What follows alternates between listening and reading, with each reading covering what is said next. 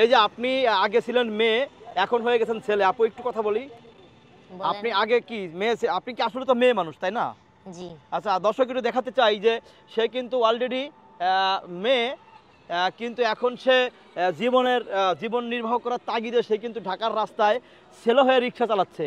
দর্শক একটু দেখুন যে একজন মানুষ কতটা অসহায় হলে সে ঢাকার রাস্তায় মেয়ে থেকে ছেলে হয়ে রিক্সা চালাচ্ছে। আপু আপু আপু এই যে আপনি যে প্যান্ট, টি শার্ট জিন্স পরে আছেন, তো আপনার যারা আপনাকে চিনে তারা আপনাকে কিছু বলে না? যারা আমাকে চিনে তারা কিছু বলে না, আর যারা আমাকে না চিনে তারা বলে, কণ্ঠ শোনার পরে বলে তুমি ছেলে না মেয়ে। হ্যাঁ, তখন যেটা সত্যি আমি সেটাই বলি। আপনি কি বলেন? যে আমি মেয়ে। আপনি মেয়ে। আপনার নাম কি? আমার নাম ফাতেমা আক্তার জেসমিন। আচ্ছা, ফাতেমা আপু, এই যে যখন এখন যারা রিক্সায় ওঠার পরে যখন বোঝে যে আপনি একটা মেয়ে মানুষ, তখন তাদেরকে আপনি কি বলেন? যারা ভালো হ্যাঁ, তারা কিছু বলে না, যারা বকাইটা ছেলেরা তারা তো একটু টিটকারি মারবে, তাদের অভ্যাসই এটা। আচ্ছা, আপনি এই যে ঢাকার রাস্তায় রিক্সা চালাচ্ছেন মেয়ে থেকে ছেলে সেজে, এবং ছেলের শার্ট জিন্স সবই পরেছেন, তো এইটা পরার কারণটা কি? মানে মেয়ে মানুষের গাড়িতে কি আপনার যারা যাত্রী তারা উঠে না?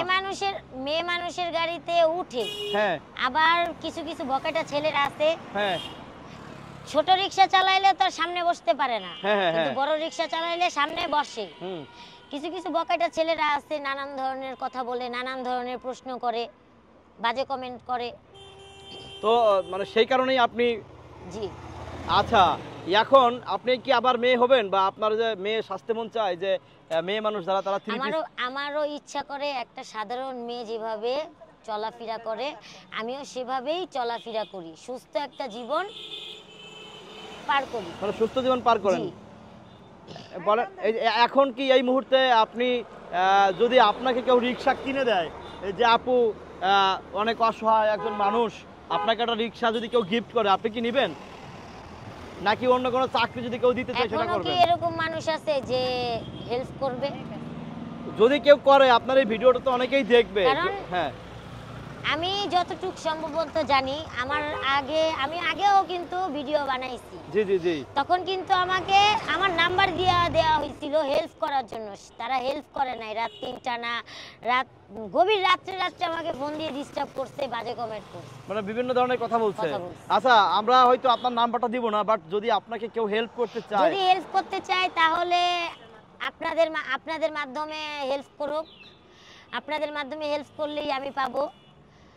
আপনি কি আসলে, আপনাকে যদি কেউ রিক্সা কিনে দেয়, বা আপনি রিক্সা চালাতে চান, নাকি কোনো একটা চাকরি বা অন্য কিছু করতে চান? আমাকে যেটা দিবে সেটাই করব।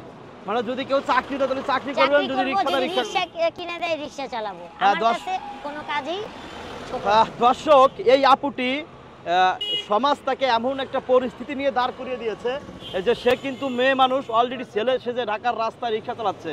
তো যদি কেউ এই আপুটিকে হেল্প করতে চান, তো অবশ্যই এই আমাদের সাথে আমাদের যে মেসেজ আছে, মেসেজের মাধ্যমে যোগাযোগ করবেন, আমাদের ফেসবুক পেজের এই মেসেজে।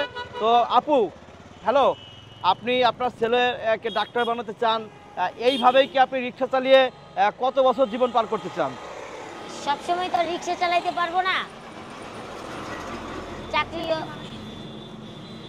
ছেলেকে যদি মানুষ করতে পারি তাহলে সেটা আমার গর্ব। মানে এই রিক্সা চালিয়ে আপনি ছেলেকে মানুষ করবেন? আমি যদি নিজের ভাড়া গাড়ি চালাই তাহলে ছেলেকে মানুষ করা যাবে না। হ্যাঁ হ্যাঁ হ্যাঁ। নিজের গাড়ি যদি থাকে তাহলে নিজের গাড়ি চালিয়ে আমি ছেলেকে ইনশাআল্লাহ মানুষ করতে পারব। দর্শককে শুধু একটা কথাই বলবো যে আমার মতো যেই অসহায় নারী আছে তাদেরকে সম্মান করুক, স্নেহ করুক, তাদের পাশে দাঁড়াক, তাদেরকে দেখলে কটু কথা না বলুক, অসম্মান করে যেন কথা বলে। শুধু আমার মতো নারীকে না, অসহায় শুধু নারীকে না, প্রত্যেকটা নারীকে, কারণ নারী মায়ের জাত। নারীদেরকে কখনো বক্র দৃষ্টি যেন না দেয়, মানে খারাপ দৃষ্টি যেন তারা নারীদেরকে না দেয়।